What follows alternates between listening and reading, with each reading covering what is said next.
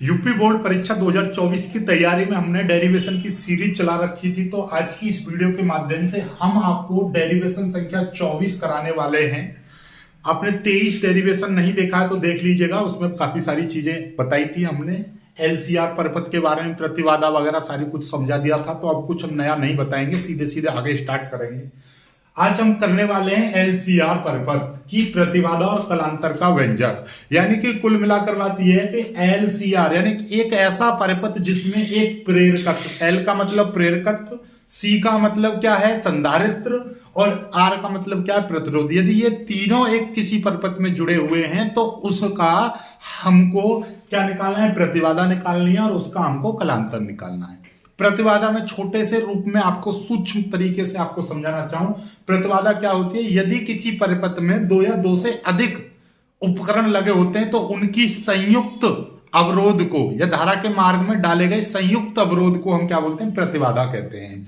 मतलब ये कि आपका जैसे कि एल लगता तो वो प्रतिबाधा नहीं कहलाता। यदि एल सी आर ये तीनों मिलकर धारा के मार्ग में कितना अवरोध उत्पन्न करेंगे वो कहलाएगी इसकी प्रतिबाधा। तो प्रतिबाधा निकालेंगे तो प्रतिबाधा बराबर होता है, याद रखिएगा प्रतिबाधा क्या होता है भाई, किसी भी चीज की यदि हमको प्रतिबाधा चाहिए तो प्रतिबाधा जैसे कि V बराबर आई आर होता है तो R बराबर क्या हो जाएगा, प्रतिरोध बराबर V अपॉन आई होता है विभव बत्ते धारा। तो उसी तरीके से प्रतिबाधा Z बराबर आपका क्या हो जाएगा, किसी भी परिपथ की प्रतिबाधा निकलेगी तो परिपथ का कुल विभव निकालना पड़ता है हमको, और अपॉन नीचे धारा, परिपथ में प्रवाहित कुल धारा, क्या परिपथ में प्रवाहित कुल धारा हमको चाहिए होती है। ये सारी चीज हमको चाहिए होती है, तभी आपकी ये निकलती है प्रतिबाधा। ठीक है, अब हमारा मोटिव क्या है, हमको इस परिपथ की हमको क्या निकालनी है, प्रतिबाधा निकालनी है। तो हमको सबसे पहले क्या ज्ञात करना पड़ेगा, परिपथ का कुल विभव निकालना पड़ेगा, फिर परिपथ की कुल धारा निकालनी पड़ेगी। तो सबसे पहले हम क्या निकालेंगे, परिपथ का कुल विभव। तो यहां पर लिख देंगे परिपथ का कुल विभव, ये V मान लिया हमने। तो V बराबर क्या हो जाएगा, under root V R square plus V L minus V C का होल स्क्वेयर, ये हो जाएगा। ठीक है, समझ में आई बात, नहीं आई, ये चीज है आपका। यहां पर याद रखिएगा ये क्यों लगाया है हमने, इस चीज को यहां पर समझने का प्रयास करो आप। जैसे कि हमारा ये तीनों चीज हमेशा जुड़ती हैं, लेकिन ये सी हमने माइनस क्यों कर दिया, क्योंकि ये सबसे पहले जब इसमें हम धारा प्रवाहित करेंगे तो संधारित्र हमेशा पहले क्या होता है, चार्ज होता है, अपने आप में करंट लेता है, उसके बाद में ये फ्लो करता है। तो जब हम इसको धारा देंगे, धारा जब हम देंगे तो ये अपने अंदर स्टोर करेगा करंट को, जैसे ही बंद हो जाएगा तो उसके बाद में ये क्या करेगा, रिलीज करेगा। तो ये हमेशा धारा के विपरीत दिशा में चलता है, इसलिए हमने इसमें माइनस लगाया है। ठीक है, और ये हमेशा क्या हो जाएगा, इसलिए इसमें माइनस लगाया है। समझ में आई बात। तो यदि दो होते तो जिससे पहले वाले में हमने देखा था VL का स्क्वायर प्लस VR का स्क्वायर कर दिया था, तो मतलब VL क्या है, VR है, पहले समझ लीजिए VR क्या है, इस प्रतिरोध का विभव है। इस प्रतिरोध में जितना विभव होगा भाई इसमें भी तो कुछ ना कुछ विभव होगा। ये VC क्या है, VC है इस संधारित्र का विभव, और ये VL क्या है, इस प्रेरकत्व का विभव। ये क्या है आपका प्रेरकत्व है ये, और ये क्या है आपका संधारित्र है, यानी कि एक संधारित्र लगा हुआ है, और ये क्या है आपका वैद्युत प्रतिरोध है, नॉर्मल जो प्रतिरोध होता है रजिस्टर। ठीक है, चलिएगा। तो अब हमको क्या निकालना है, हमको ये चीज पता चल गई।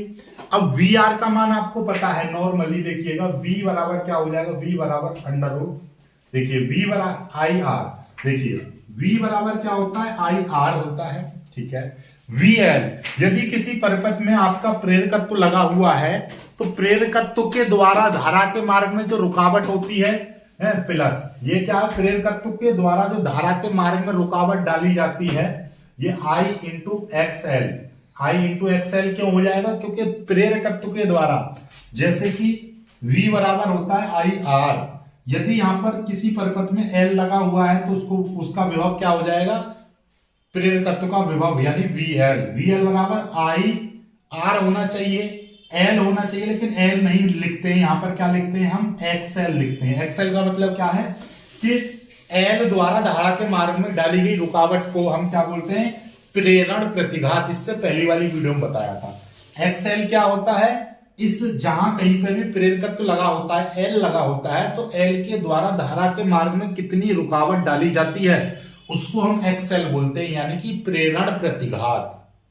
ऐसे ही यदि यहां पर सी लगा हुआ है तो उसमें क्या हो जाएगा, वीसी बराबर क्या हो जाएगा, आई इंटू एक्सी। इनको याद कर लो, ठीक है।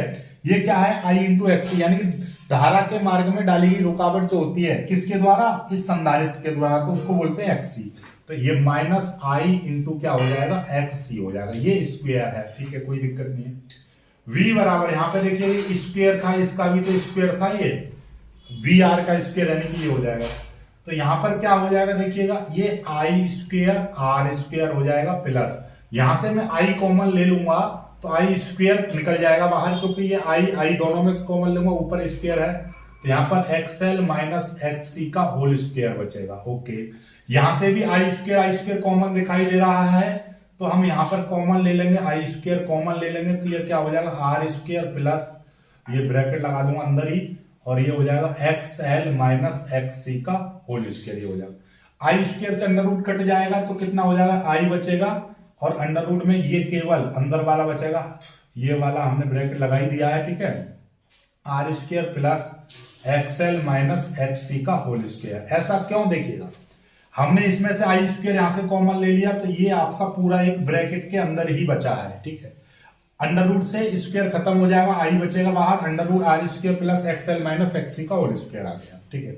आई इधर आ जाएगा, वी अपॉन आई हो जाएगा बराबर, ये कितना हो जाएगा, R square plus XL minus XC का होल स्क्वायर, इतना आ जाएगा आपका वी अपॉन आई। वी यहां पर हमको क्या निकालना है, हमको तो प्रतिबाधा निकालनी है, तो प्रतिबाधा बराबर क्या, परिपथ का कुल विभव बट्टे परिपथ में प्रवाहित कुल धारा। तो ये आई क्या है, इस ये प्रत्यावर्ती स्रोत है जिससे आई धारा प्रवाहित हो रही है। इस तरीके से ये तीनों इक्विवेलेंट में क्या होगी, ये आई धारा प्रवाहित होगी, तो इसका मतलब क्या है, ये कुल विभव हो गया, ये कुल धारा होगी, यानी v अपॉन आई। तो सीधी सीधी बात है, v अपॉन आई का मान सीधे सीधे यहाँ पर कितना निकल कर आ गया है, ये आपका निकल कर आ गया है R square plus XL minus XC, XL minus XC का होल स्क्वायर, ठीक है। एक्सएल का भी एक मान होता है, चाहो तो आप इसको भी रख सकते हो, आर स्क्वायर प्लस एक्सएल का मान होता है ओमेगा एल माइनस एक्सी का मान 1 अपॉन ओमेगा सी, ऐसा भी लिख सकते हो, आपकी इच्छा है। या तो यहां तक छोड़ दीजिए, ये भी आपका उत्तर है, ये भी आपका उत्तर है, दोनों व्यंजक हैं आपके। जब न्यूमेरिकल में आपको किसी भी प्रत्यावर्ती धारा, जब इस सर्किट में हमको प्रत्यावर्ती धारा प्रवाहित करते हैं, तो प्रत्यावर्ती धारा की कितना कोणीय वेग, ये ओमेगा क्या है, प्रत्यावर्ती धारा का कोणीय वेग, समझ में आ गया बात। ये आपकी निकल कर आ चुकी है, क्या निकल कर आया है, ये आपका निकल कर आया है प्रत्यावर्ती या एलसीआर परपथ की प्रतिबाधा निकल कर आई है, ये एलसीआर परपथ की प्रतिबाधा निकल कर आ गई है, ठीक है। आगे बढ़ते हैं, जल्दी से यहां तक कर लीजिएगा, ठीक है, चलिएगा। ओके, आगे बढ़ेंगे, आगे देखेंगे, ठीक है। यहां तक हो गया। अब हम क्या निकालने वाले हैं, हम निकालने वाले हैं इसकी कलांतर निकालेंगे, ठीक है। कलांतर निकालेंगे हम इसका, कलांतर कैसे निकलेगा आपका,